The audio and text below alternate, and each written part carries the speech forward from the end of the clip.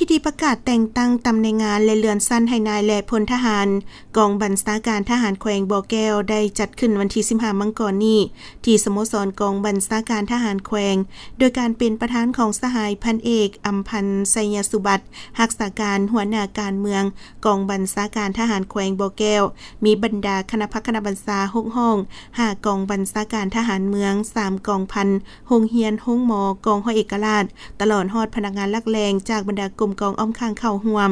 สหายพันโทมานิตจันทรีหัวหน้าแผนกพนักงานกองบัญชาการทหารแขวงบ่อแก้วผ่านข้อตกลงว่าด้วยการแต่งตั้งยกย้ายนายทหารที่ขึ้นกับกองบัญชาการทหารแขวงบ่อแก้วในนั้นได้ตกลงแต่งตั้งสหายพันโทดาวรพิมพ์สอนเป็นรักษาการหัวหน้าการเมืองกองบัญชาการทหารเมืองต้นเพิงสหายพันโทบุญเพชรสินสยะรักษาการหัวหน้าการเมืองกองบัญชาการทหารเมืองสหายพันโทศรีพาแพ่งปัญญารักษาการหัวหน้าการทหารกองบัญชาการทหารเมืองสหายพันโทภูวัน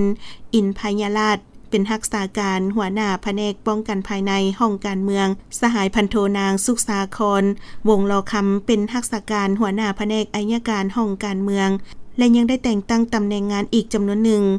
พร้อมนี้ก็ได้ผ่านข้อตกลงเลื่อนสั้นห้อยเอกขึ้นสั้นพันตีจำนวน22สหายเลื่อนสั้นห้อยโทขึ้นสั้นห้อยเอก60สหายเลื่อนสั้นห้อยตีขึ้นสั้นห้อยโท56สหายและประดับเทียบสั้นนายทหารให้รัฐกรป้องกันชาติจำนวน22สหายโอกาสนี้สหายพันเอกอำพันธ์ไสยสุบัติได้แสดงความย่องยอสมเสยพร้อมทั้งเน้นหนักต่อผู้ที่ได้รับหน้าที่ใหม่และได้รับการเลื่อนสั้นใหม่